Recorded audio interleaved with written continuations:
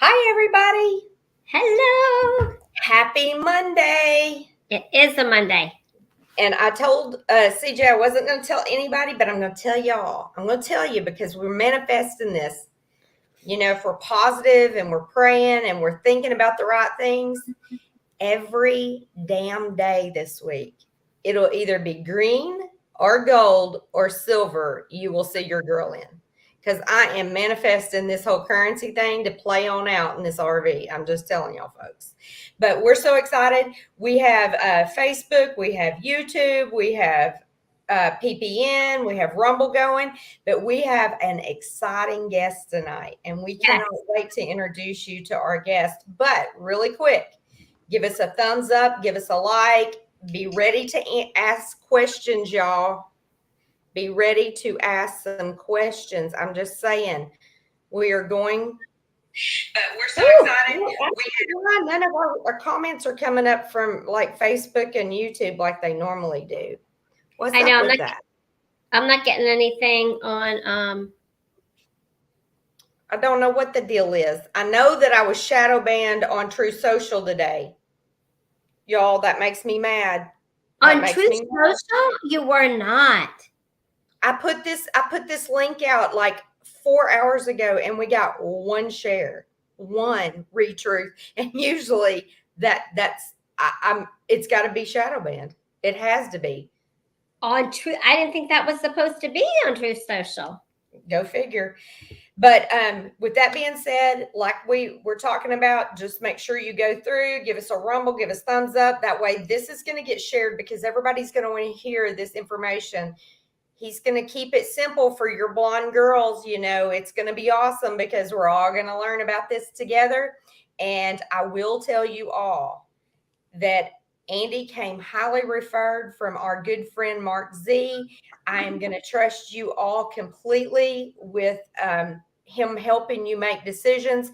He's been in the metals business for 33 years, y'all. I mean, that's not fly by the seat of your pants. I just dove into this 6 months ago, and so now I'm going to make a bunch of money off the Patriots.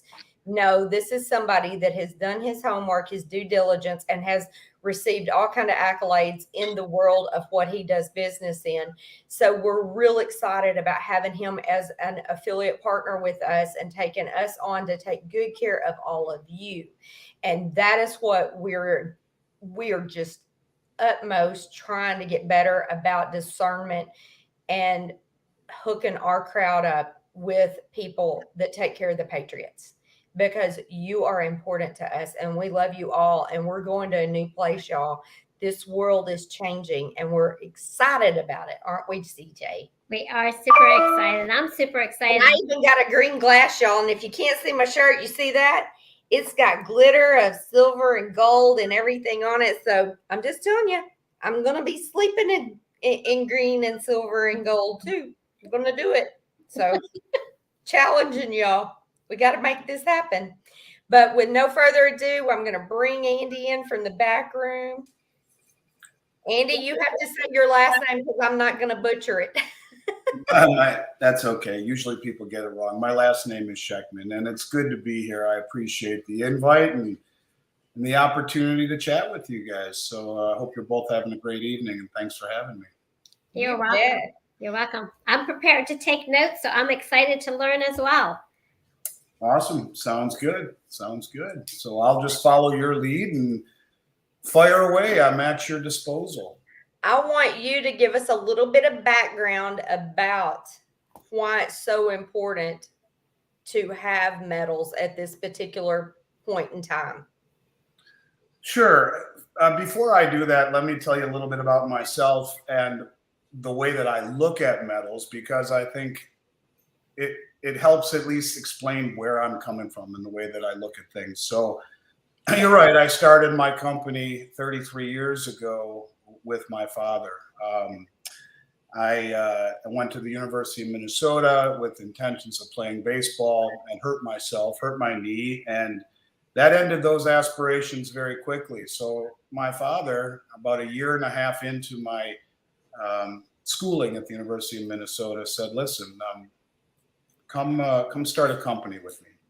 So I am the embodiment of the American dream. I am, for the most part, self-taught. I had a few years worth of economic training at the University of Minnesota, and in college they teach Keynesian economics, which is the root of many of the problems in our economy, where it's a system based upon spending and taxation and debt and consumption, rather than the Austrian school, which I taught myself, which is based upon savings, investment, and reinvestment. It's kind of like the story of the three little pigs. The Keynesian system is the straw house, and the system that I prefer, the Austrian system, is the brick house, and it's one that is much sturdier and can withstand problems that we see coming. That the Keynesian system is probably going to fall over, just like the straw house did when the big bad wolf blows. But when I started as a young man in this industry, my father said to me, "Hey, let's do this. Let's start this company." And my dad's middle name is Miles, and his best friend who loaned us money, his middle name is Franklin. And we are the embodiment of the American dream. We come from nothing. We started with nothing but a loan. My parents sold their life insurance policies, and we started a company in a one-room office in Minneapolis, literally with a dream on a wing and a prayer, and crossed our fingers. And here we are 33 years later, doing $7 billion in sales without a customer complaint. We're one of only 27 U.S. mint distributors in the world, or authorized resellers.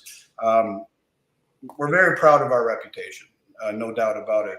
Our home state of Minnesota, although I moved to Florida a year ago, you don't get tan like this in Minnesota. I left my corporate office there because it's the only state in America that regulates what is a non-regulated, in terms of federally non-regulated precious metals industry. And so almost every single company in the United States has boycotted the state of Minnesota because of the licensing and bonding requirements, which are really only attributed to Minnesota. And so for them, just not doing business in Minnesota allows them to not be licensed, to not be bonded, to not be background checked every single year. We are. So on top of our accreditation by the U.S. Mint, state of Minnesota puts an exclamation point on our reputation and makes it the safest transaction in the industry, bar none. Now, going back to what my father said to me when I was 19, he said, "Look, Andy, there'll be one rule and only one rule. And if you can live by that, that's great. If not, I'll fire you." "Okay, Dad," I said, "I can deal with that." He said, "You'll buy something every 2 weeks." I said, "That's it?" He said, "That's it." So here I am 33 years later. I own the company. He has been retired for almost 2 decades. Not going to fire me any longer, but I have honored my promise to him. And every 2 weeks for 33 years, I have bought something. And I say this to you as a foundation of what we'll talk about tonight, in the respect that, to me, gold and silver are wealth. They've been wealth for 5,000 years. Go all the way back to biblical times. Pharaohs, emperors, kings, queens, you name it. Nobility has owned gold as a form of immutable wealth that has outlived 2 world wars, German hyperinflation, the Great Depression, every pandemic. And here we are 5,000 years later, and gold and silver is still, or are still, immutable forms of wealth. So as a platform from which we discuss things tonight, I don't recommend people buy gold and silver to become wealthy. I argue that they are wealth. And even though there are periods of time where that wealth underperforms intuition and expectation, I would argue that in the end, it always plays out as wealth. And when the dust settles in the year 3000, long after the dollar bills in your wallets and in mine are hanging from a frame in the Smithsonian, gold and silver will still be wealth, and paper currency and the dollar bills that we call money now will be an example of what was. So that's the foundation from which I discuss everything that we'll talk about this evening. So if you want me just to run with this, I'm more than happy to. I can tell people why I think it's so important to own gold and silver, and certainly I can answer any questions that you have along the way, but I think I have an interesting take on things that I don't hear anyone else talking about, and I'm not quite sure why that is. I hear people talking about parts of it. But what I have tried to do is draw a progression of events that started about 6 or 7 years ago that is culminating with some things that are a little bit frightening. And I think that it's important that we try to put these things in context, and I'll let you make the decision for yourselves, everyone out there, if indeed what I am saying has validity. So if you're okay with that, I'll jump right in, unless you have some questions first and foremost. That sounds great. I'm watching Rumble here, and I do want to ask you, and this may be premature, and you may be getting it, so you can say I'll answer that in a bit if you'd like. But I see 2 questions. Question number 1, will we get physical silver sent to us? Number 2 is, I'm interested in knowing what the meaning is, over spot and over melt. No, that's someone who's obviously received my price list. So the answer is yes, we ship everything to the consumer or store it for them in one of our third-party Brinks facilities. We have what I believe to be the finest storage facility program in the United States and North America. We have worldwide exclusives with Brinks that have been afforded to us and nobody else. No one can beat our storage program. So if you want it stored, the answer is yes, we'll store it for you at unbeatable rates and things that no one else in the industry can offer you. And at the same time, I would urge and argue that you should take possession, because where we are heading will be a world filled with counterparty risk. And gold and silver are really 2 of the only assets in the world that are not simultaneously someone else's liability. And so when you think of just about every other thing that has value to it in terms of financial assets, most of them are tied to counterparty risk or a counterparty's ability to perform. And so in this case, gold and silver have neither. And so holding it yourself is always the best choice until you reach a point where I'm just not comfortable holding it any longer. Then we have solutions for you. So yeah, stop me along the way and I will be more than happy to answer questions. And I'm going to try to make this as simple as possible. Some of it's complex. I think I've refined it enough to be able to explain things to people so they understand. Because what we are walking into is something that you must understand is game changing. It will rewrite the script potentially of world reserve, of world power, of the value of the dollar, and of all of the pillars of wealth in this country. And so as we talk about gold and silver, absolutely, we will recommend physical delivery. We can provide storage, but the moral of the story is if you're not a contrarian right now, and if you're not having some allocation to precious metals, if all of your wealth is dollar centric, whether that be stocks, bonds, real estate, or cash in the bank, you are destined to go broke if what I see potentially coming down the pike happens. And I want people to know that I'm not a doom and gloomer. I don't sell gold and silver based upon fear. I think it's very important to realize that there is a fine line, a delineation between pessimism and reality.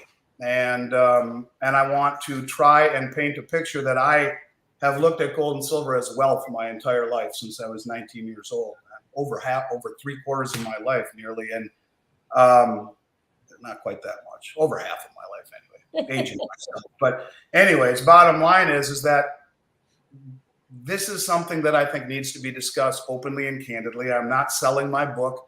I'm a company that's done $7 billion in sales. We did $600 million in sales last year, 95% of it in silver. Our sales are amazing. I don't need to go on these shows and put myself out on a limb just for the sake of trying to get more business. I want people to understand I have a genuine passion for what I do. I feel it is my calling. I feel it's something that I need to do, and I sleep really well at night doing so. So it's from that I'll discuss where I think we're heading. But the first question I want to ask you ladies, and I don't mean to put you on the spot, but I think it's emblematic of, I ask this question every day, and I maybe have had 2 or 3 people out of hundreds Who can answer it? And the question is, do you, either of you, know what makes the US dollar the world reserve currency? Wait, repeat the question again, please. Do either one of us know what? What makes the US dollar the world reserve currency? Any idea? I don't know what makes it that, but I do know right now that BRICS is flipping that and dissolving that as the world currency. Okay, so you're on the right track. You're on the right track. Well, let me give you a little bit of a history lesson, and then with it, I'll try to draw the lines, put them all together, connect the dots, so you can draw your own conclusion. Okay, World War II ends, 1944. The Allies meet in Bretton Woods, New Hampshire, and they anoint the dollar the world reserve currency, and replacing the pound sterling. The UK was decimated by the war. The US takes over. We become the world reserve currency. And the promise that we made to the world was to, and this is just to the governments of the world, not the people, but to the governments. We said, listen, you can always take the dollars that you hold, that you will accept as world reserve, and you can exchange them back to us for gold at a fixed rate of $35 per ounce. And that was a pretty good deal. And the governments around the world said, okay, I like that. More than that, almost all of them, many of them, gave us all their gold. And they gave us their gold because that gold was just sitting in a vault somewhere earning no interest. So they would take their gold, they would give it to us to hold safely for them, of course. And they would, with the proceeds of the purchase that they would sell us their gold, we would hold it, we would give them dollars. With those dollars, they would give back to us and buy US treasuries. Those treasuries would then give a non-interest bearing investment like gold a return. And so they're saying, hey, this is a great deal. We can make a return on our gold, which has just been sitting there earning no return. And we can always exchange the dollar back to the US and get gold at a fixed rate of $35. So it was a good deal. And so we held the lion's share of all of the world's gold. We were the world reserve currency, the engine of growth. Everything was great. So we fast forward to towards the end of the Vietnam War. So 1968, 69, we are fighting the Vietnam War, and President de Gaulle from France realizes that the amount of money that we are creating to fund the war and the treasuries that we are issuing to fund our infrastructure in the war was greater than the amount of gold we supposedly held in reserve to back it. So following what he was entitled to do, he sent warships from France filled with dollars to the New York harbors and said, give us gold, here are the dollars. And he got it, we gave him gold. And so much so that almost half of the gold held at the Treasury was dwindled down towards 1970, which is why Richard Nixon came in August of 1971 and closed the gold window. And it was supposed to only be temporary. In other words, he said, that's it. Governments can no longer redeem US dollars for gold. And at that point, the dollar was backed by nothing. In essence, it was fiat.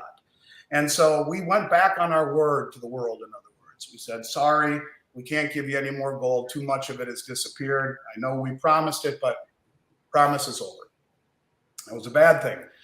3 years later, Henry Kissinger flew to Saudi Arabia and he made a deal with the Saudis. And he said, hey, we're going to protect you. Let's call it a joint military cooperation agreement. We're going to protect you. We'll provide you munitions and ammunition. We'll teach you how to do this. And no one will ever mess with you again because we're going to have your back militarily. But for that, you will denominate oil globally through OPEC in dollars. And that was agreed upon. So since 1974, virtually every country on the planet has had to own US dollars in order to purchase oil. And this has created what was called the petrodollar. So regardless of what country, regardless of what currency they use for their own country, they had to own dollars to buy oil from OPEC to run their country. That is what has made the dollar the world reserve currency for the last nearly 50 years. not backed by gold. It's not the strength of our military, although all of these, the strength of the military certainly plays a part of it, but it's the relationship and the protection of the Saudi kingdom that gives the dollar world reserve status.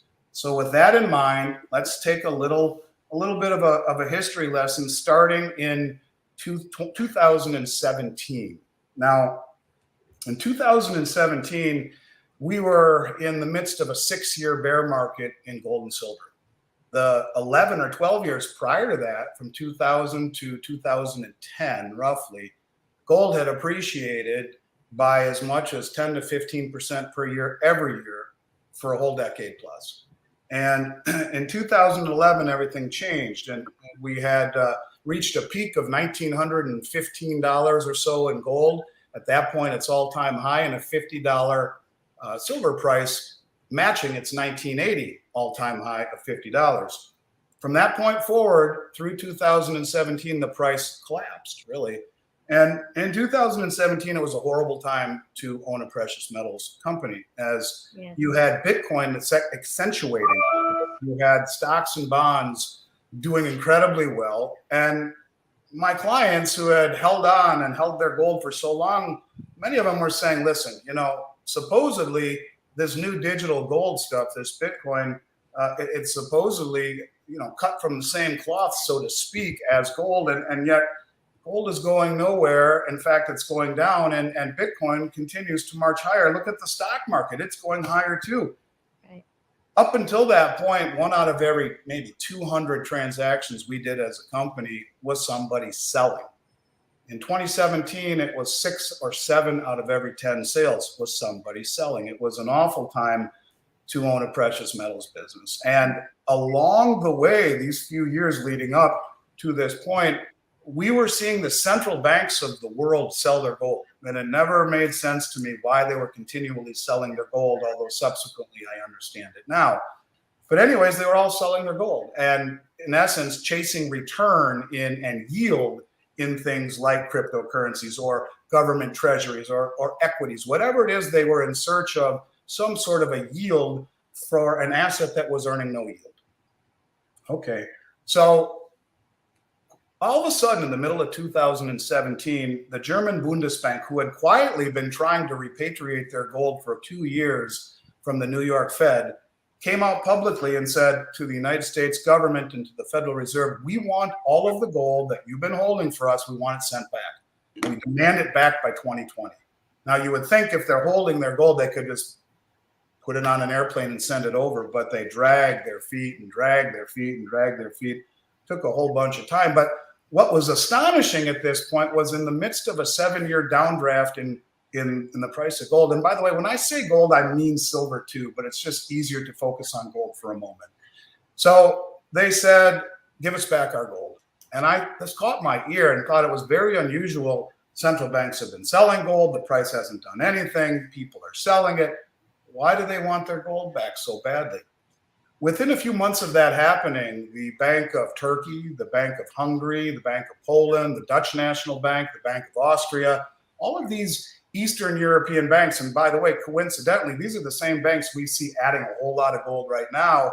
These are the banks that the countries that are part of the European Union, but they have their own currencies. They don't use the euro, so keep that in mind. Anyway, so they all say the same thing to the New York Fed and to the Bank of England. Give us back our gold. We want repatriation. We don't want counterparty risk. We want to hold it ourselves. Very interesting.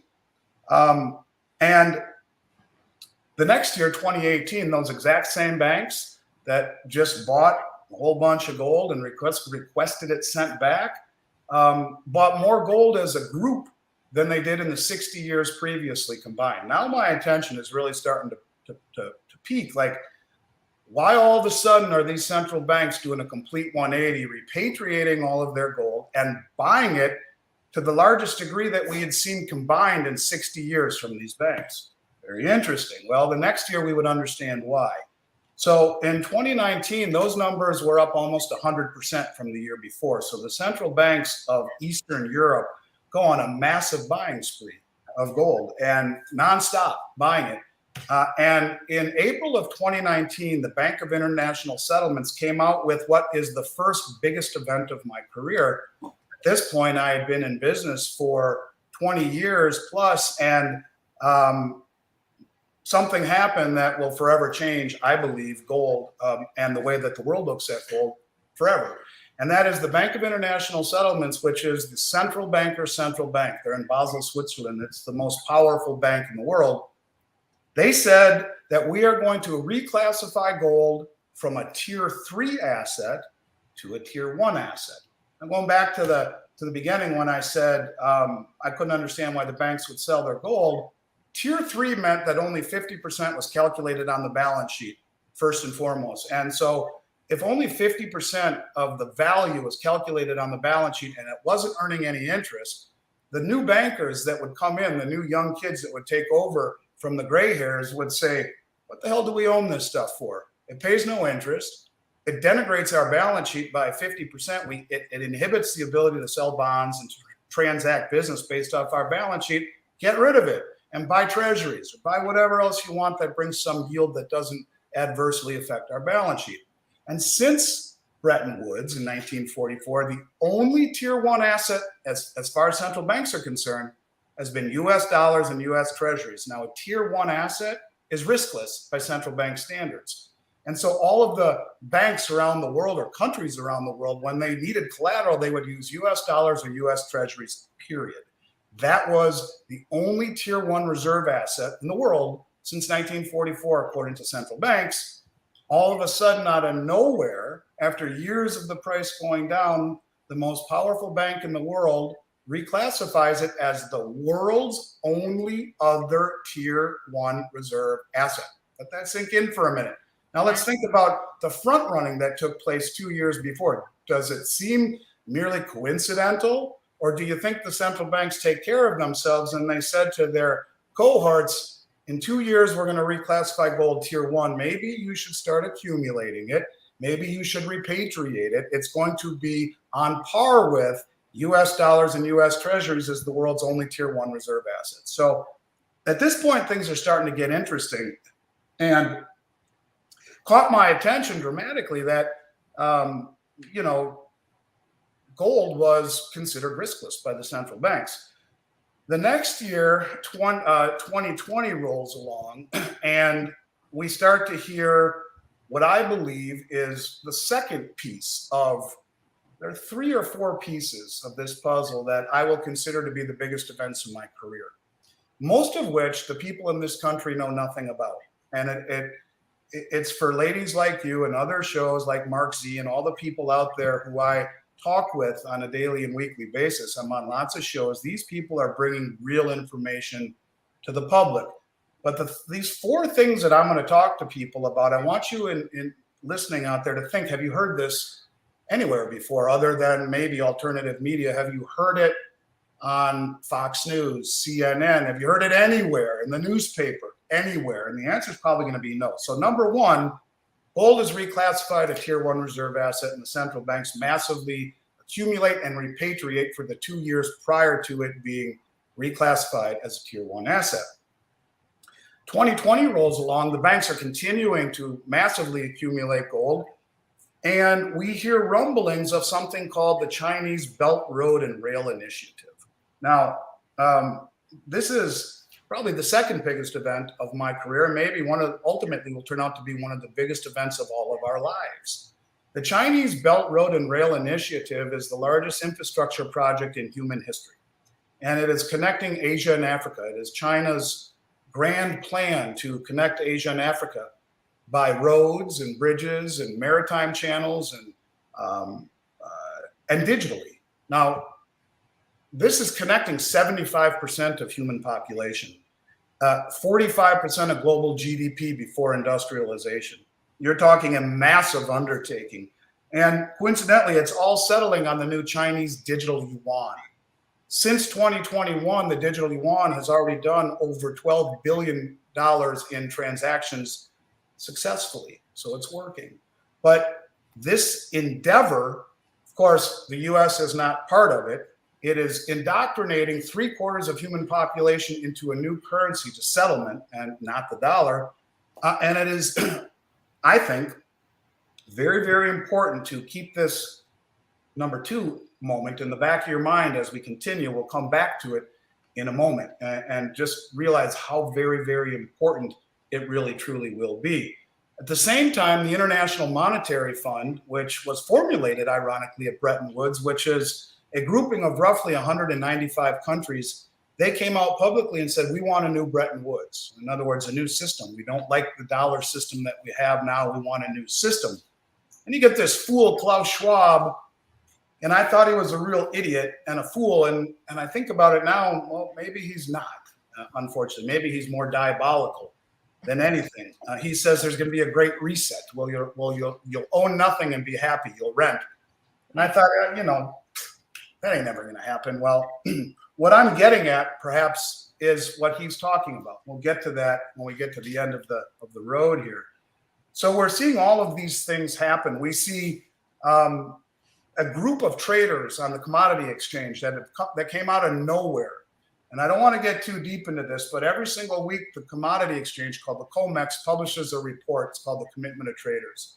And it's always shown the positioning of the largest traders, and whether it be the commercial banks on one end or the hedge funds called the speculators on the other end, just these two groups. And if one would go long, they would buy gold and silver. The other one would take the other side of the trade and go short. And it would show the positioning of these two groups of traders. And out of nowhere in 2020, we see the rise of a third group of reportables. They call it the others. And the others are believed to be sovereign wealth funds who in 2020 took more gold off the exchange than the Bank of Japan owns, and took more silver in deliveries off of the exchange than we typically see in 10 years. The COMEX market was never a delivery mechanism. It was a mechanism used to offset risk and to hedge risk. But all of a sudden, you have this group of traders who's doing the same thing that many of the commercial banks or the central banks are doing. They are repatriating or taking gold and silver off of the exchange and taking delivery of it. Highly unusual. All these things start happening. And then we get to 2021 and things really start to get interesting. All along, we're seeing China and Russia and India massively accumulating precious metals. And the BRICS nations, Brazil, Russia, China, India, South Africa, these countries are not only the largest producers of gold, which is now tier one, but they're the largest accumulators of it as well. And to them, they look at gold the same way I do, as wealth. It's not an investment. And they have been copiously accumulating it and using the suppressed BS price on COMEX that is managed by a handful of commercial banks to run cover for massive acquisition, going on to the exchanges like the COMEX market and the London Metals Exchange and taking delivery when that never happened before. And you have this chorus of people saying, we want a new system. We want a new Bretton Woods. And why would they have made gold tier one? All these things are going through my head. 2021 comes along and we leave Afghanistan in a very embarrassing, humiliating way, leaving behind our own American citizens and the people who trusted us, our allies, behind enemy lines, and provided biometrics to the Taliban, with people hanging from the wing of a large transport plane as we flew away in a way that for a brief period of time made me embarrassed to be an American. I am a patriot like you both are, but I was embarrassed at what I was seeing. And this wasn't the country that I was so proud of. We would never do that. We never leave anyone behind, but we did. Now, here's where things get crazy, and no coincidence to the timing. Remember what I told you makes the dollar the world reserve currency? It is the protection of the Saudi kingdom. The day after we left Afghanistan, and by the way, I encourage people to Google these things. Gold is a tier one asset. IMF asked for a new Bretton Woods, the Chinese Belt Road and Rail Initiative. And now we get to a point where the day after we leave Afghanistan in August of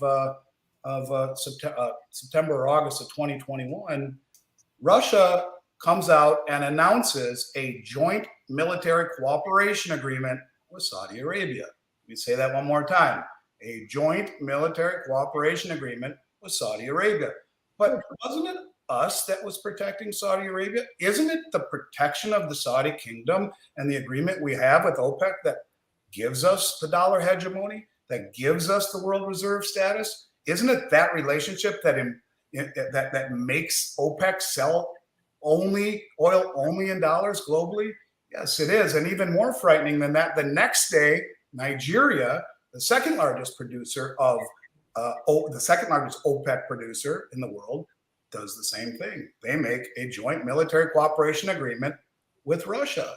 The day after that, Russia announces, you can find this on Zero Hedge, that all of their nuclear-powered submarines are outfitted with hypersonic ICBMs. This is the technology that you hear a lot about these days. The State Department claims we don't quite yet have that technology, and they're very concerned about it. These are missiles that go way up in the stratosphere, go Mach 10, and hit the ground at the speed of an asteroid. They cannot be knocked down. It is a game changer in terms of nuclear weapons. And it was Putin's way of saying, do not even think of messing with me the way with Saddam Hussein and with Muammar Gaddafi, both of which threatened to sell their oil for gold or for euros or something other than US dollars. So now it's getting really interesting, right? And we see what enables the dollar to be world reserve being challenged by Russia. And remember, Nigeria, well, they're in Africa. That's part of the Belt Road Initiative. That is being protected by who? China at the same time. So now we have a problem with this, and we're going to go ruffle some feathers with Nigeria and with Russia, not only, or Saudi Arabia, not only are they being protected by Russia, they're also being protected by China. Now, subsequently, here we are in 2022, and it gets much more frightening because Nigeria has recently agreed to sell their oil to China for yuan. Okay, so for the first time, you see an OPEC producing country selling their oil to a country in a currency other than US dollars. Saudi Arabia just came out and said they are negotiating with China to sell their oil for yuan. And what precipitated all of that might be the biggest problem that's ever happened with the world reserve currency, and that is weaponizing of it. By kicking Russia out of the SWIFT system, we have incentivized a good portion of the world to think, could we be next? Could they sanction us next? Could they come after our assets next and freeze our assets around the globe? They have incentivized the world to find alternatives to the dollar settlement system. Now let's talk about what's happened since then. Well, just the other day, Vladimir Putin came out and said the BRICS nations are coalescing to form a new world reserve currency. Just the other day, Saudi Arabia came out and said we are strongly considering joining the BRICS nations. Just the other day, Iran and Venezuela joined the BRICS nations. Just the other day, India, who were their largest trading partner, came out and said all domestic transactions will now be done in rupee. They'll still trade with us in dollars, but if you're doing things inside of India, it will be done in rupee, not in dollars any longer. Just the other day, another trade route that normally countries have to go around the Suez Canal. But now there is a new trade route that basically goes from Iran to India and safe passage through Russia, and everyone lets them go through if you're part of the gang, if you're part of the BRICS nations. This is another trade route that is going to usurp dollar settlement because Russia and India have agreed to do arms and energy trading in ruble and rupee. Russia is selling their oil and their natural gas and their coal to friendly nations in gold and in ruble. Do you see the pattern here? All of these countries are de-dollarizing. All of these countries are coalescing against our sanctions and against our edicts, which they view as very hypocritical. Now, if you realize that what makes the dollar the world reserve currency is the protection of the Saudi kingdom, then you can see how this is beginning to break and is beginning to crack, and the problems that this could lead to. So how do we get the Great Reset? How does this happen? Well, first of all, we have to realize that In the last 2 years, nearly 70% of every dollar ever created in the history of this country have been funneled into the US economy in the last 2 years. So say that one more time, a little more clearly. 70% of every dollar ever created in the history of the United States has been created within the last couple of years. This is massively inflationary. Where has all that money gone? Most of it has gone into asset prices, cryptocurrencies, stocks, bonds, real estate. It allowed hedge funds to borrow money at next to nothing, pump it into equity markets that go to the moon. It allowed them to pump it into real estate through real estate investment trusts, or buy swaths of residential homes and sell them on, or rent them out on Airbnb and make a new business. It allowed asset prices to become distorted. The misallocation of all of this capital and all of these resources blew up asset prices to levels that no one has ever seen. All of it done at the lowest interest rates in human history. So you blow up stocks where your portfolio doubles in 3 years or 2 years or triples in 2 years. You look at house prices that double in a year or triple in a year. You look at cryptocurrencies that go up 10, 12, 15, 20, 100, 200, 1,000x. All of this money where interest rates were made that money free, funneled into asset prices. You have asset price inflation to the nth degree. And it's called, in some respects, Austrian economics would call this the crack up boom, where misallocations of resources and capital create distortions in asset prices. And that's exactly what we have seen, where things are just way out of whack. And so that's where we are right now. But how do we get the Great Reset? And that's something that really didn't make sense to me when Klaus Schwab said it. But let me explain to you how close we really are to this Great Reset and what it means to everyone and why people need to think about owning gold and silver. So we have this environment where assets are priced super high, but we have massive inflation. Inflation is always a monetary event. Do not believe President Biden when he tells us it's because of Putin. Always, in every instance, inflation is a byproduct of an increase in the money supply and a decrease in production. Does that sound very familiar to the last couple of years, where people were being paid to sit at home and were paid handsomely to do so? The money supply goes through the roof. Yeah. People are being paid to be less productive, so you have more money chasing less stuff, right? So we have this massive inflationary hangover right now as a byproduct of all of this money being created at low interest rates, on top of debt-financed deficit spending, where we, like the new $800 billion military budget that they want to pass right now, this bill, we have to borrow that money to pay for it. So you're borrowing money to increase your deficit, to pay for something. Anyways, so we got these asset prices all blown up, and a Federal Reserve who claims they're going to get tough on fighting inflation. And everyone's focusing on the Federal Reserve, and I would argue they're not getting tough on inflation. They don't have any intention of getting tough on inflation, because just the other day, the National Bureau of Economic Research came out and they wrote a report, and they said the inflation of 13.6% in 1980, if it were calculated by the way we measure inflation today, it would be 9.1%. That's what our inflation is, according to last week's CPI number, 9.1%. So, in other words, after 1980, they changed the way they measure inflation. They stripped out food and energy and housing, because none of us need to live anywhere. None of us need to eat, and none of us need to heat or cool our homes. So it's an accurate representation, I guess, of core inflation when you strip out food, energy, and housing and come up with a 9.1% inflation rate. That's what we have right now. But it's really 13.6% if measured against 1980 metrics. In 1980, Paul Volcker, the then Fed chairman, came in and raised the federal funds rate to 19.75%. So that was getting tough on inflation, and destroyed inflation like that. Bang, it's over, because you got interest rates way above the level of inflation. Our Fed, I would like to surmise, has no intention of lighting the fuse that's going to blow up everything. So instead, they talk a big game. They raised rates to 1.5% on the federal funds rate with inflation at 9%. Does that sound like a good return to you, where you're getting paid 1.5% but losing 9% to inflation, where the 10-year Treasury bond is now just under 3% or at 3%, but inflation is 3 times that? That is a negative real return of negative 6%, a negative 6% real return compounding. So who in their right mind would buy a 10-year treasury where you're guaranteed to lose 6% compounding and it's a BS number anyway? Nobody. They're not getting tough on inflation. In fact, if you look at they've raised rates to 1.5%. They're talking about raising them another 1% next month, at 2.5%. So that's a long way up from zero, but it's a long ways away from fixing anything. But what they haven't done a good job of, and they've talked about doing, is selling off their balance sheet.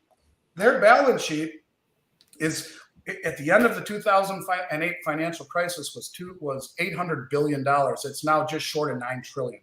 And all of that money that the Fed spent to add to their balance sheet went into two things, basically.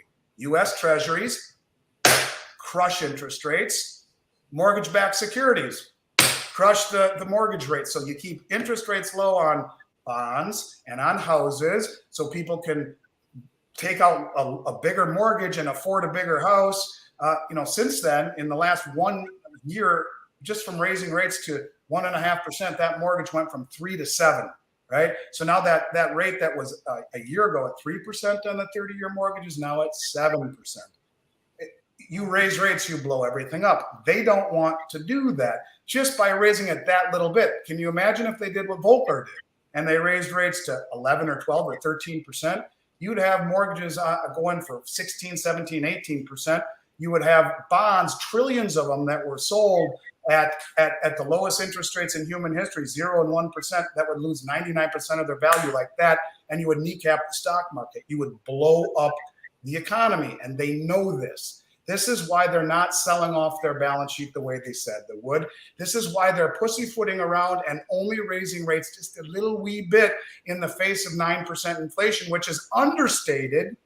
Right? It should be much higher, 13% or more, if we use the pre-1980 metrics. And they know that if they really get tough on inflation, they blow everything up. Just like blaming Putin for inflation is completely ludicrous. They don't want to take responsibility for blowing up the American way.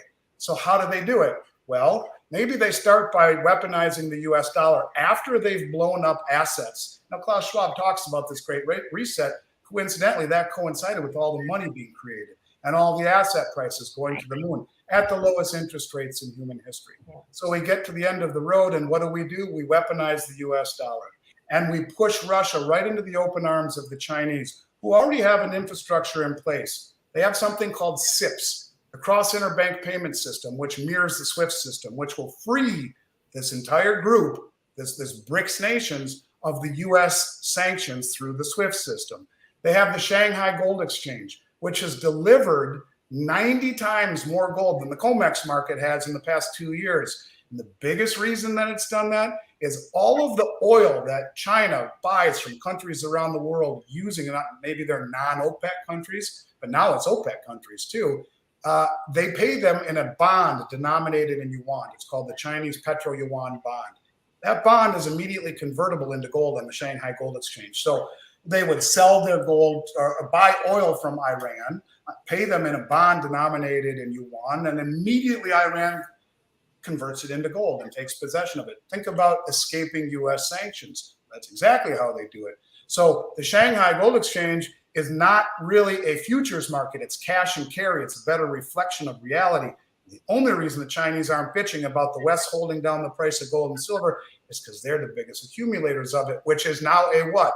Tier 1 asset, the only other one next to US dollars and treasuries. So you have a weaponizing of the dollar, pushing us right into the arms of the Chinese, or Russia into the arms of the Chinese. They have a substitute for the petrodollar. They can use the petro yuan bond. They have a substitute for the COMEX market where commodities are set. It's the Shanghai Gold Exchange.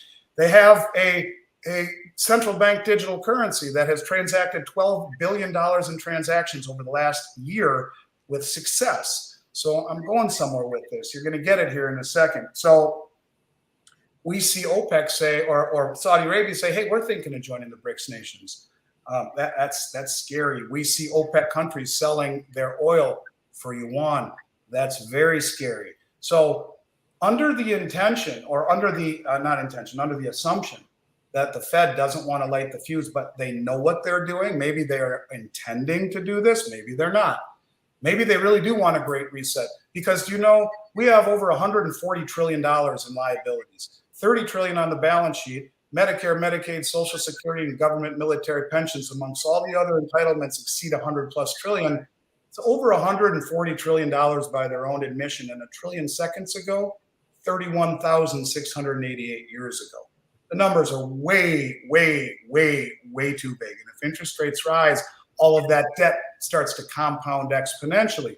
They know that if they're the ones that raise rates and blow everything up, they will forever be in history books across the United States. For the rest of time, they will be viewed as the people that blew everything up, that ruined the American way of life. But just like blaming Putin for inflation is as stupid and ludicrous as it sounds, maybe they have an idea to let someone else do the dirty work for them.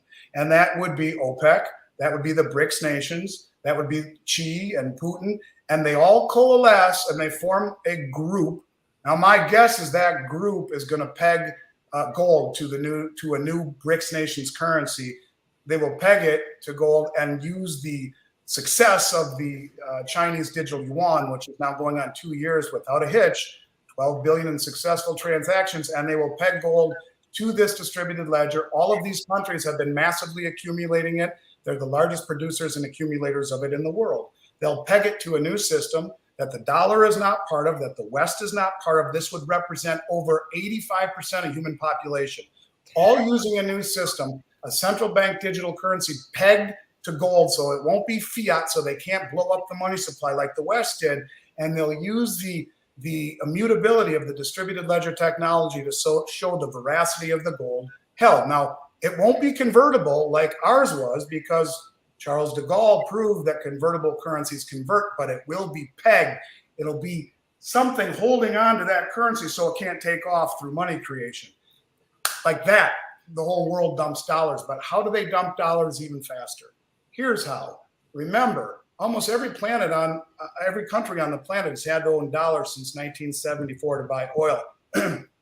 And we protect the Saudis and the Saudi kingdom for that right. Well, aren't they being protected now by China and Russia? Mm-hmm.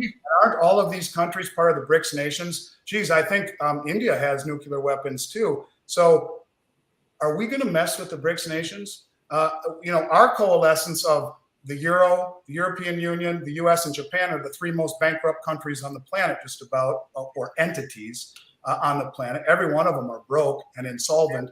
And these are countries, as Zoltan Pozar, used to work for the New York Fed, says, are beginning the new Bretton Woods III system, a system based upon commodities and instead of debt instruments. So how does it all blow up instantaneously?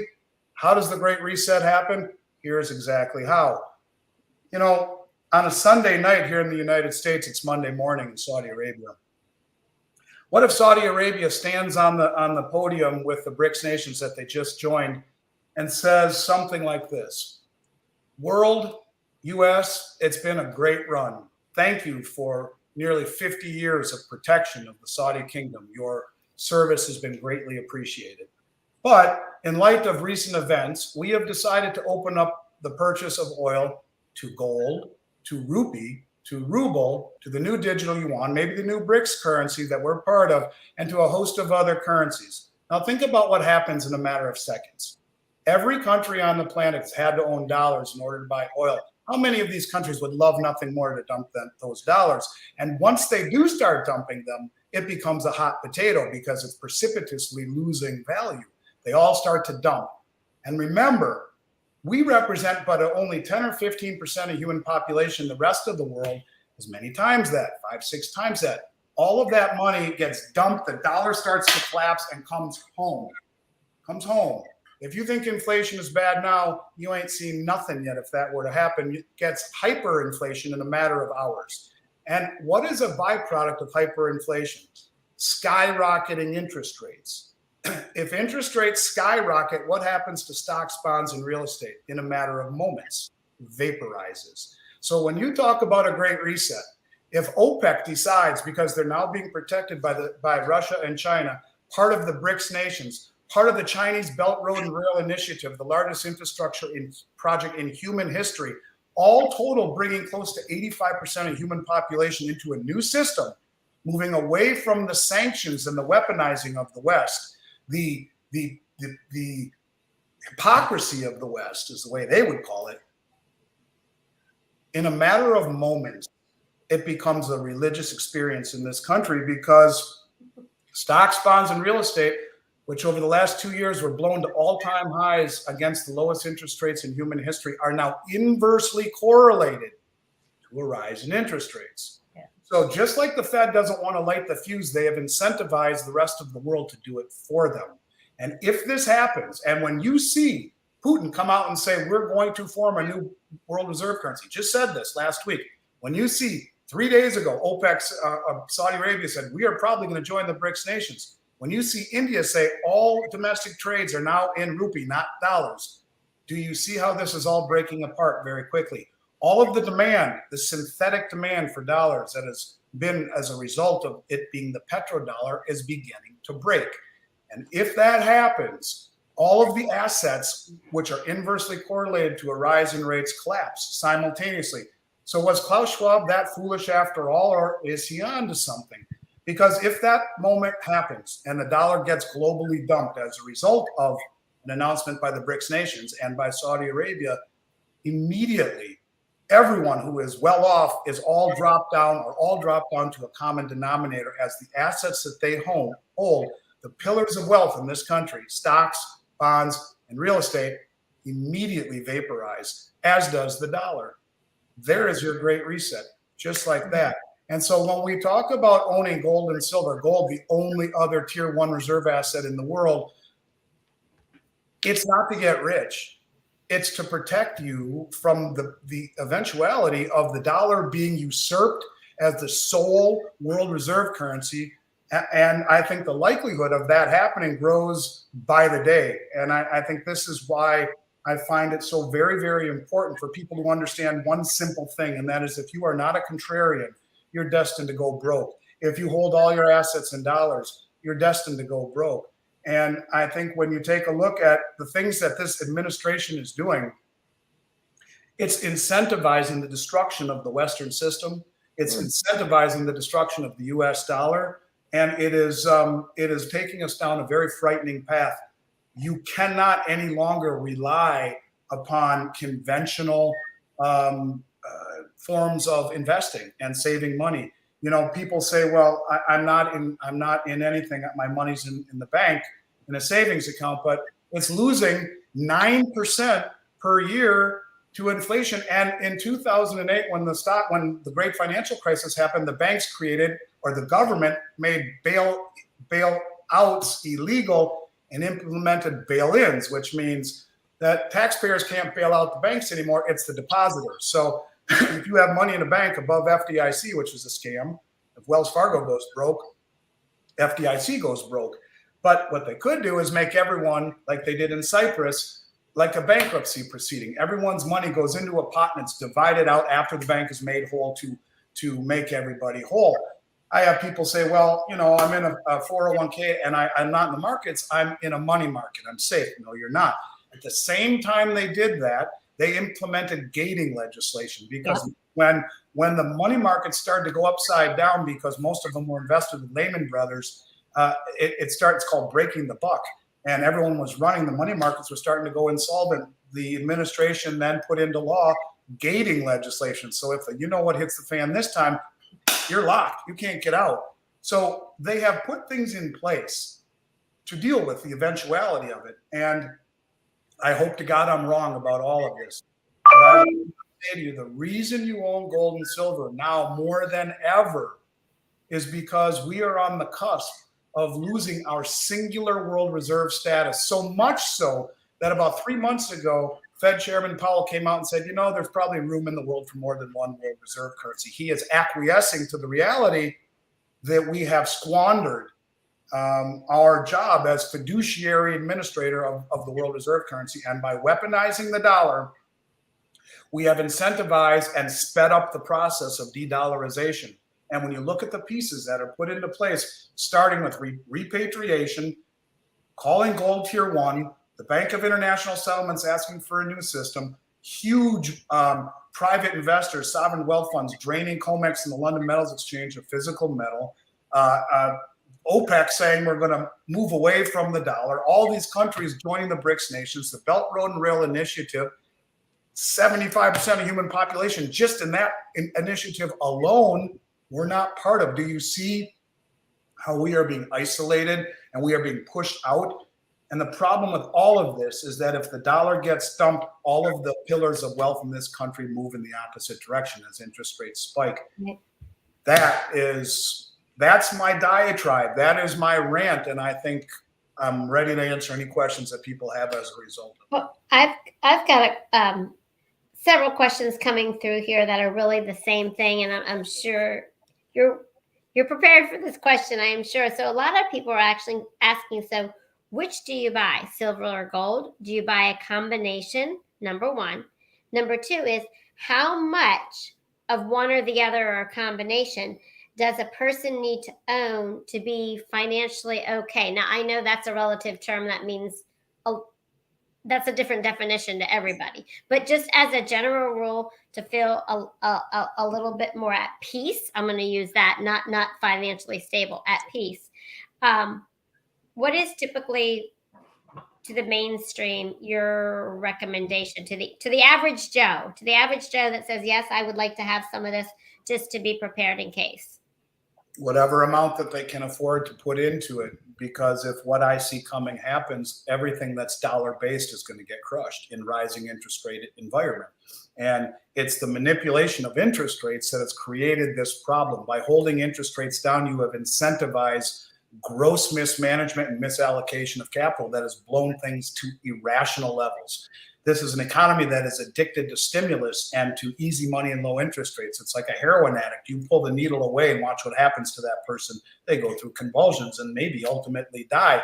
So I think that in this environment, it is not how much gold and silver should I own. I would ask it a different way. I would say, what exposure do you want to this system that is 140 trillion in debt and is hanging on the hopes of OPEC and Saudi Arabia to not ditch the dollar as world reserve? That will ultimately affect the outcome of all of these asset classes across the whole financial matrix. As far as gold and silver, let's talk about silver for a moment, but I'm going to simply say that if I had a gun to my head, and this will surprise a lot of people, I would say the money needs to be in gold, ultimately in gold. But I'm going to tell you why I think silver is the best investment on the planet. Now, that doesn't make sense, does it? No. Well, remember, gold is the only other tier one reserve asset. The central banks have shown us their hand. They tipped their hand and said, okay, it's a tier one reserve asset. Why would the most powerful bank in the world use gold as a tier one reserve after 80 years nearly of it only being dollars? A lot of people thought they would use something called special drawing rights from the International Monetary Fund, which is all these countries would combine and make some sort of a new currency instrument that they could use as a new world reserve currency or a new tier one reserve asset. Instead, they chose gold. And I keep asking myself that, why gold tier one? And that's a very important thing to keep in mind. And it's ultimately because I believe exactly what we've seen here with all the currencies across the globe that have been inflated away when there is no tether to a central bank's printing press. They will do what every government has done since the beginning of time, and that is choose inflation over austerity or tough decisions. They will always do it. Even the Romans started to clip the edges of their coins, and the coins would get smaller and smaller and smaller because they would clip pieces of silver and gold off of their coins. They always choose inflation over austerity. But let's talk about why I think silver is the most undervalued asset on the planet, but how it can lead to getting a whole lot more gold. So let's understand that if we go back 5,000 years and dig a giant hole, what we're going to see is a 16-to-1 geologic relationship between gold and silver, meaning for every ounce of gold that you would find in the Earth's crust, you would find 16 ounces of silver. And it was that way for thousands of years, even when Sir Isaac Newton, who was running the mint of the UK, I don't know how many hundreds of years ago, was trying to develop a ratio between gold and silver for money because it was their currency. It was a 16-to-1 ratio. And the actual number in geologic terms was 15.5-to-1, so 16-to-1, close enough. But in other words, silver is 16 times more abundant in geologic terms than gold. Okay, so we get to this goes on for thousands of years. And we get to roughly the Industrial Revolution. Let's call it about 200 years ago.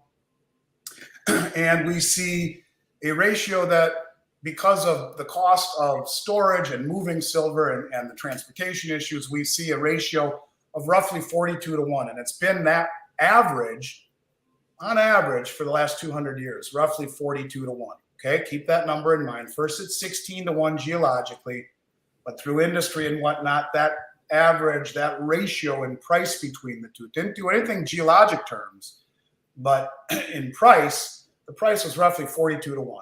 So you could always exchange 1 ounce of gold for roughly 42 ounces of silver, give or take, on average.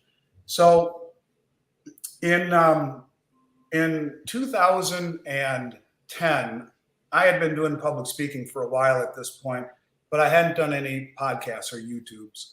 I hadn't gotten online. I hadn't really stepped out on a branch and said, hey, this is what you need to do to the world. So I realized, I woke up one morning and I saw a ratio of 85-to-1, very similar to where we are right now, roughly 90-to-1. And I did a little research and I'm like, my God, this is the second time in human history that it's been this high. And so I called every one of my clients and I said, sell your gold to me right now and I will sell it to the market, buy silver with the proceeds. And I got online, and you can still find some of those YouTubes out there, in 2010. And I said, if you own gold, now is the time to trade it to silver. Because in mathematics or in statistics, there's something called regression to the mean. And regression to the mean is a fancy way of saying the law of averages. It's kind of like if I woke up here tomorrow morning in Delray Beach, Florida, and I lived in Minnesota for 50 years. I moved here last year, and I love to snowmobile. And I have a couple of snowmobiles in my parents' garage back in Minnesota. And if I woke up tomorrow morning and there were 4 feet of snow in my backyard, I'm not going to call my parents and say, hey, ship me down my Polaris snowmobiles. I'm going to go snowmobiling down the streets of Delray. I would know that it's an anomaly.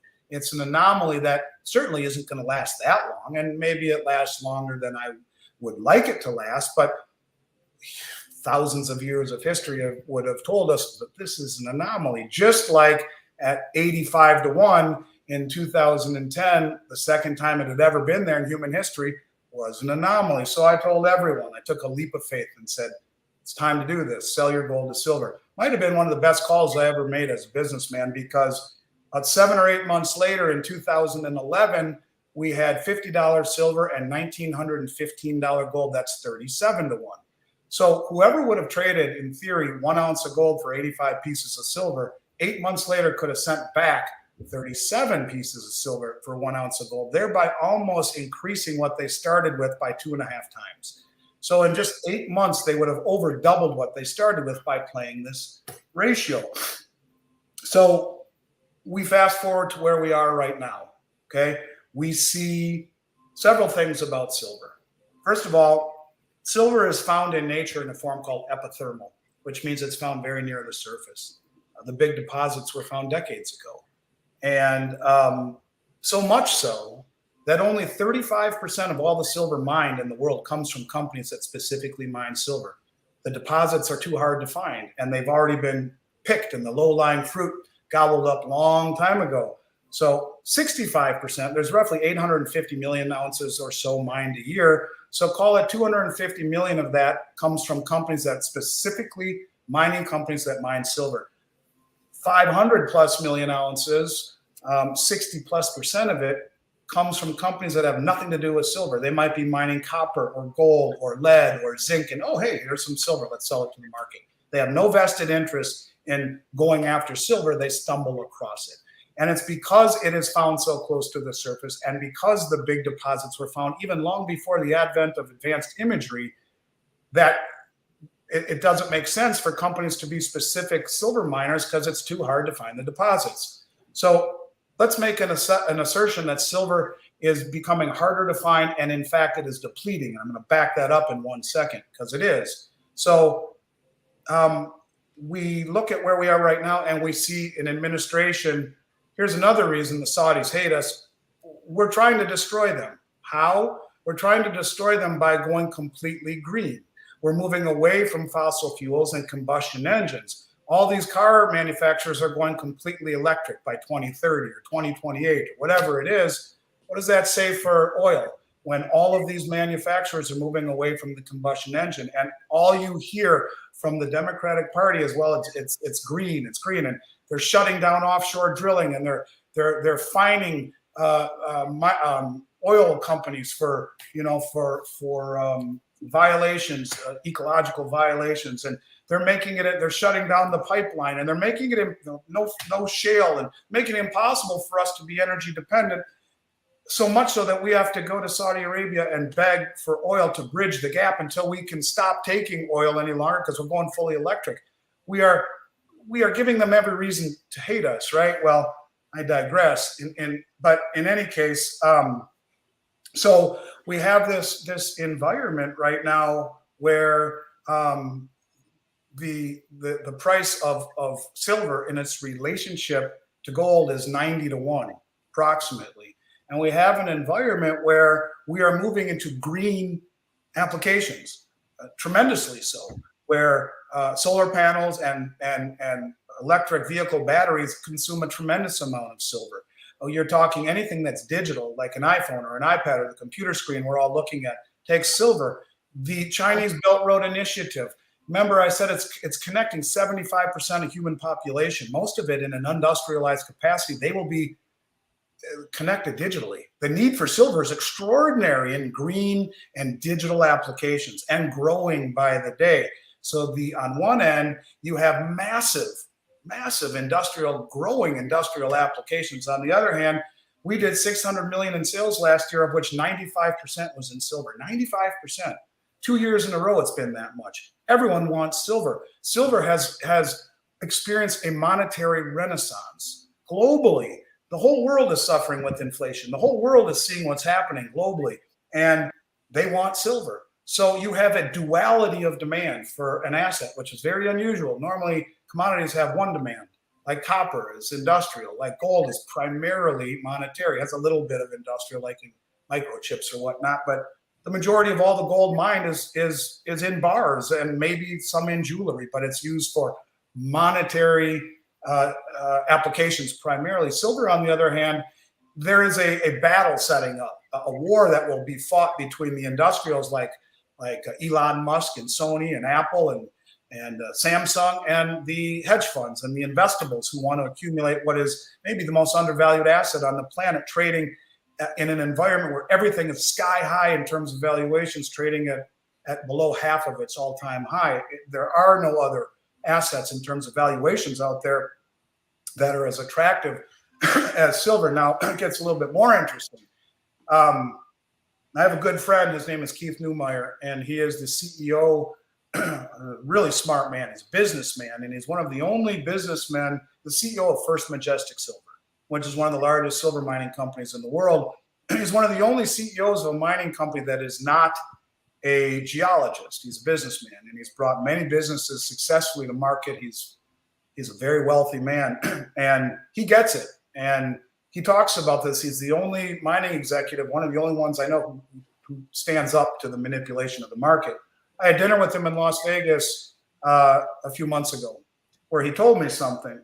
He told me, Andy, what's coming out of the ground right now globally is a 7-to-1 ratio between gold and silver. It is depleted so badly that for every 1 ounce of gold that is mined, he sits on the board of many gold companies too. Whatever comes out of the ground in gold, it is 7 ounces of silver for every 1 ounce of gold. Now remember, it was 16-to-1 for thousands of years. But because of the manipulation on COMEX, it's now 90-to-1.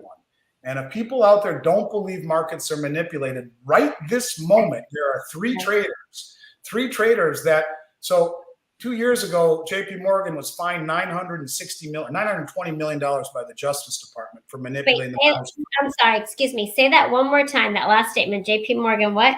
they were fined $920 million. At the time, it was the largest fine ever given by the Justice Department to a bank, $920 million for manipulating the metals market. And there are 3 traders right this moment. One of them, his name is Michael Nowak. He was the head trader, the head gold trader for JP Morgan. They are facing RICO charges and they are right now on trial. They've admitted to 50,000 what they call spoofing trades. A spoofing trade is where the bank will make all these big trades to make the market believe it's going in a certain direction, and so everyone can see that, and they jump on, and then they pull the trades back before they're executed. It's very illegal. These people are going to jail, and they're going to go to jail for a long time. But it's real, and it was the largest ever fine given by the Justice Department. There's been subsequently one bigger, but the bottom line is they admitted to manipulating the metals market. The commercial banks manipulate all the markets, interest rates, LIBOR, stocks, they manipulate it all. But anyways, so if it weren't for the fact that the banks have been manipulating, and we can talk about why I think it's coming to an end, like really soon, but the banks have held down the price of gold and silver. The biggest reason I think they have is because it's the canary in the mine shaft. There's a term in economics called Gibson's paradox, which speaks to the inverse relationship between gold and interest rates, and real interest rates and the price of gold. So if you squash interest rates to make everyone feel wealthy with their 401k in their house, then you want to step on gold, because gold, which pays no interest, if you have 0 interest rates, then gold should be very sought after, right? But if you have high interest rates, then gold should not be so sought after. And the reason, I don't want to get too deep, I promised you I wouldn't get too deep, but in math, there's something called the law of 70 seconds, where you take the percent of interest and divide it into 72, and it tells you how long before your principal doubles. And this is probably why credit card companies start the interest rate at 18%. If all you do is pay the minimum balance and don't eat into your principal, you just pay the minimum payment, at 18% interest rate, 18 times 4 is 72. In 4 years, your principal will double. You will double what you owe and only pay the interest. So in any case, the bottom line is, if you have super low interest rates, gold and silver should go to the moon. Well, the banks knew that, and the West knew that. And in order to make the dollar look better than it is, in order for them to create all of these illusions of wealth through low interest rates, they stepped on gold and silver. And the only way you can successfully do that over a period of time is to push it in the direction that it is going. And they are fighting a global tsunami of demand out of the dollar into hard assets. And I think it's going to change, and I can tell you why. But the bottom line is simply this. If you realize that the price right now is 90 to 1, in real terms, you take the price of gold divided by the price of silver, it's roughly 90 to 1. But it's coming out of the ground at 7 to 1. That for thousands of years before that, it was 16 to 1, and it's averaged 40 to 1 for the last 200 years. It's the most undervalued asset on the planet, because not only are all those numbers make sense, it's depleting in nature, and it has massive industrial uses, and has experienced a monetary renaissance globally in demand throughout the whole world. Everyone's accumulating it. And so when you talk about the most undervalued asset on the planet, to me, it is silver. But I still think you want to own gold, because the most powerful bank in the world told us that gold is the only other tier 1 reserve asset in the world. So I would say to you, a game plan would be to go heavier into silver than you would otherwise. Don't diversify as much into gold as I would otherwise recommend. Play the ratio like we saw in 2010. Where within 8 months it went from 85 to 37, which is just below its 200-year average, but is still almost 6 times higher at 37 to 1 than the 7 to 1 real geologic ratio that's coming out of the ground right now. So silver is disappearing in nature. It's becoming, and another reason it's disappearing is that all the silver that's been used in industry for the last 80 years, it's all in landfills. If you use a 100th of an ounce of silver in a hairdryer or in a calculator or in a light switch, that's all in landfills. But if you have a little bit of gold in something, it's expensive enough to pull it out and to recycle it. Not the case with silver. So I would say silver is the most undervalued asset in the world, the best investment on the planet, in my opinion. But ultimately, I would recommend when that ratio corrects anywhere near 40-1, which would be a double from what you could otherwise buy today. And as it draws closer to its geologic mean right now of 7-1, if you really want to speculate, you start to transition into gold, which will be the world's only other tier one reserve asset, which ought to usurp and surpass the dollar when the dollar is in history books as, in ashes in the current form that we So know. we're getting to the point that we're about out of time, and we've got some quick questions that I want to answer one of them because it was someone asking about just trusting God. And if you have extra, I'm just gonna lay it out there for y'all on my simple redneck country girl thinking. If you come up with the extra $100, $500, $1,000, maybe just 25, go to your local pawn shop if it's just 25. Because yeah, that's not worth to try to get an order in with Andy and all that. But if you've come up with extra money, I'm just going to tell all of you, we're at a place in time I'd rather have silver coins and silver bars than I had my dollars right now. If you did not listen to every word he just said about Right. what's fixing to happen to the American dollar, you need to re-listen to this and you need to share this with everyone, because this is telling us what our dollar bill value is fixing to have happen to it. And y'all need your hands on tangible stuff. I went to the flea market and picked up the old dimes the other day. I picked up a whole box of dimes for $17. Make sure those dimes are pre-1965. They need to be 1964 or earlier. Yes, they were. And that might give me a haircut one day. Well, I'm in just 1980, when inflation was roaring in the middle of the oil embargo, there were gas stations in Minneapolis. I was only 10 years old then, but my father tells me gas stations in Minneapolis were accepting gallons of gas for a silver dime. With $50 silver, that dime would have been worth somewhere in the neighborhood of $4 or $5, which would have been way more expensive than the gasoline was. But they were taking it for gas in lieu of a dollar that was inflating away in the middle of the oil embargo. So when money dies, gold and silver will take its role as wealth, as it always has. exactly. And the difference in my opinion, you need a little bit of all of it. Richard, I saw you asking about, the best way to buy silver is email info@milesfranklin.com. Let them know that either CJ or Trina referred you. They will send you a sheet breaking it down. You can get coins, you can get bars, you can probably get a 10 troy ounce bar. There's one right here. Yeah. You're gonna need those for larger purchases possibly, but I say also have a handful of coins. And like I said, I even got some of the older dimes pretty cheap if you go to flea markets and pawn shops, because that's for stuff for bartering. If it gets to a place that we have no value in our dollar, and let's say you want to go pick up a watermelon, a couple tomatoes at the stand, and throw them a couple silver dimes, depending on what the value is at that point. I just feel in my spirit that Andy coming on our show and giving you this wealth of information, that it is for y'all to share it with people you love, because things are fixing to change, and do it rapidly. I do believe with all of my heart. I appreciate you saying that, and you're right.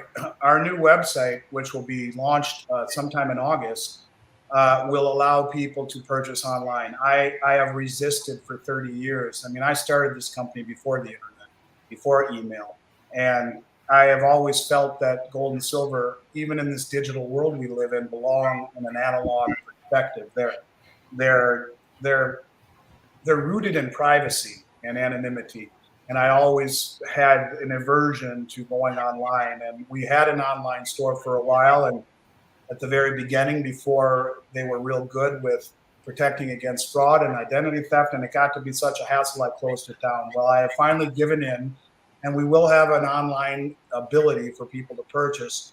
But until that happens, we're all about relationships. And where we are heading, I truly believe relationships will be very important. where you never realize how important a relationship is until you really need someone or there's a problem. And I think I encourage people, even when we go online, to reach out to us by email or call us, develop a relationship. The brokers who work for me, about a dozen, just about every one of them go back to either elementary school or high school with me.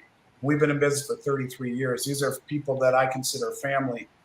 We're a very tight-knit company. And but right now, you send us an email at info@milesfranklin, mention one of these two ladies sent you. We will answer any questions that you put on that email. We will have a broker or myself call you if you'd like, and we will give you an up-to-the-moment price sheet. We will make sure that your listeners are getting the very best price in the country, and from one of the only major licensed and bonded companies in the United States, one of only 27 U.S. Mint representatives as an authorized reseller in the world, and a company that in 33 years and 7 billion in transactions has never had a customer complaint ever. We've screwed up, but we make it right, and always, and then some. So given the opportunity to work with your listeners, I will personally make it my mission to make it a very good experience, that they get the best price and that they aren't the first ones to file a complaint against us. And that's something that we're super proud of.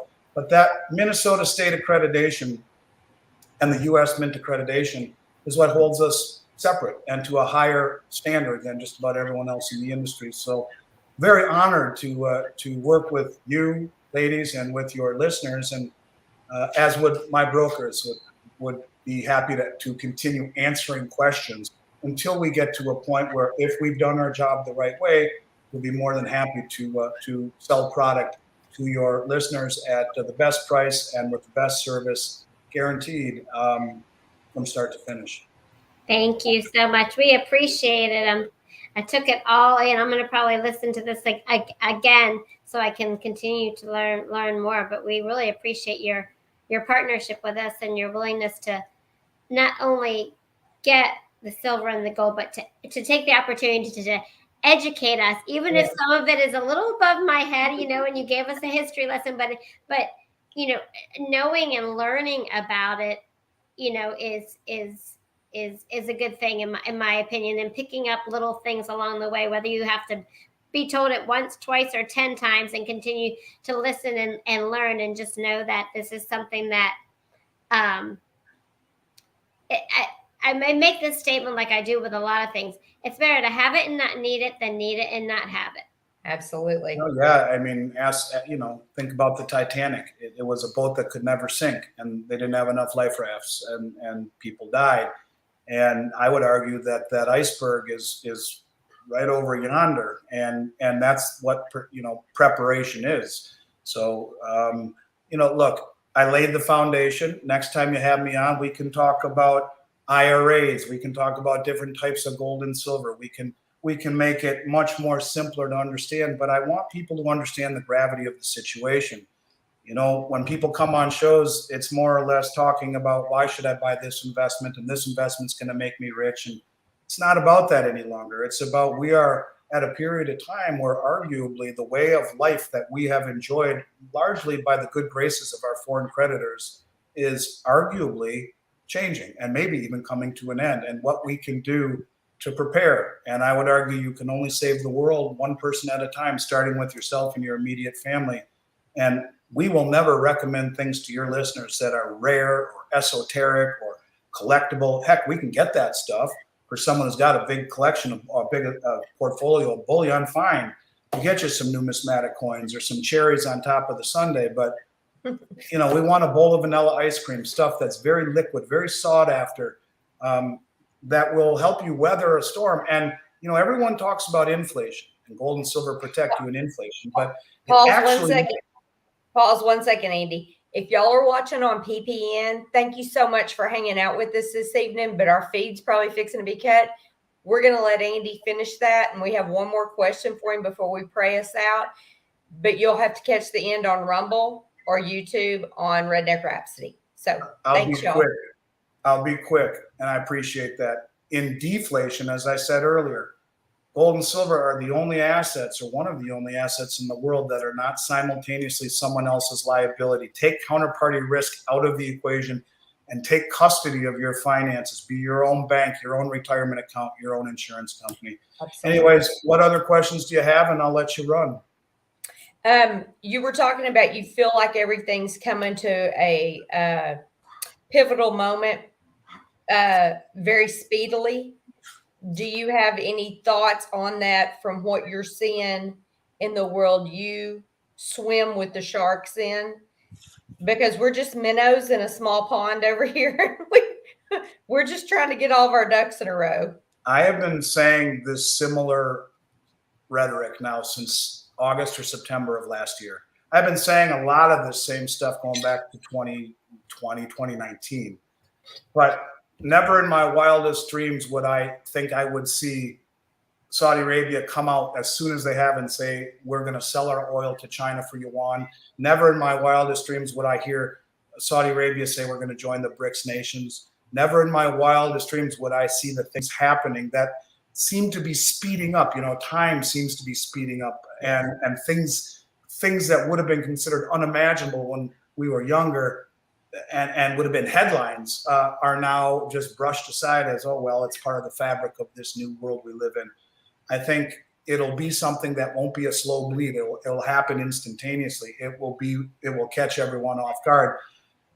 And I will simply say this, that the speed at which the world is moving away from the West and the open admission of it and the weaponizing of the dollar, to me, would say that it will be sooner than most people think, if I'm right. I hope I'm not. I have 3 kids, my youngest being 15, and I'm afraid for the world she's growing up in. I'm not hopeful for this to happen, but I think there's a good likelihood that by our own actions, we have precipitated the demise of the dollar and the acceleration of it. So could be tomorrow. I'll just simply I'll say this. I'm the little boy in the book who cried wolf. But remember, at the end of the story, who comes? And no one's listening, but it's the wolf. And I'm telling you, I see the wolf. Maybe he's way down the street. Maybe he's down in the next county over, but I can sense him. And I hope to God I'm wrong, and I hope he gets run over on his way here. But I guess we'll see. Awesome. Well, we sure appreciate your time and all that education. I think my brain hurts. I'm going to need a nap. No, mine too. Yeah, you know what? I get that. And that's why I don't talk this way amongst any of my friends. This is why this is cathartic for me, because you never get invited back to parties when you have this conversation, holding a cocktail. The person's looking for the quick, get me out of here, right? And it's not information that people really want to embrace. And that is the sad part about it. And that's why so many people will be caught off guard, because we've all grown up in a world where we're entitled to live better than our parents and our grandparents. And, maybe, just maybe, that isn't the case any longer. So, like I said, I hope I'm wrong. I am a big patriot. I love this country, and I would love to be wrong and to be proven wrong. And hopefully I am. If I'm not, I'm not going to be screwed like everyone else who hasn't taken the time to prepare. And I think that's the most important thing. Prepare. And even if you have to do it reluctantly, prepare. And the worst case is that you have 5,000-year-old wealth. You bought some food, you give to a food shelf. Whatever it is that you are doing to prepare, it's better than, like you said, have it and not need it, rather than need it and not have it. And I think that might be the most poignant thing that was said tonight. Not all the stuff that I was spewing out. You said it much more eloquently in the very short. No, I want our people protected from the things that they can be protected from, and to have the knowledge to be able to take care of themselves. I do see a couple of questions that people have come up with. Are you on a time? Go for it. No, I got time. Go for it. How expensive is shipping silver? If you buy 100 ounces or more, it's free. 100 ounces, about $2,500, a little bit more, it's free. If you buy under 100 ounces, it's $15, and that's fully insured. We lose money on every package we ship, but we do it for free, fully insured, UPS to your door in a very nondescript package, fully insured, and $15 is the most it will ever cost. Okay, awesome. Somebody's asking about NESARA and GESARA. And I know that you didn't cover any of the bones about that, because you're on a different part of the finance. But do you dive into any of the currencies, or do you think that process? I don't know where you stand on that. The only thing that I have a hard time agreeing with Sarah and Jasera, I could see it happening on a bank, on a central bank standard. Governments forgive each other's debt. But you have to remember that in the world that we live in, think of someone who's played by the rules, done everything the right way, and owns a couple apartment buildings, and that has given them their livelihood. Everyone's asset or everyone's debt is someone else's asset. And so when you make debt go away, you're taking the asset from someone else who maybe played by the rules their whole entire life. I don't know how you get around that. You really destroy a lot of people. And not everyone who owns assets are bad people. Look at the gas station owners across the country. Most of them are mom, pop, and they've scraped and scrounged. And you start to forgive debt on a private level. You are taking assets from good people. But I could see large debt, like bonds or treasuries or huge debt that the governments have racked up, and have that be forgiven. Maybe I'm wrong. I just have a hard time getting past that stumbling block of, for everyone's debt, it's someone else's asset. That becomes a problem. So I have not dove deep enough into that. I understand it. People ask me about it a lot.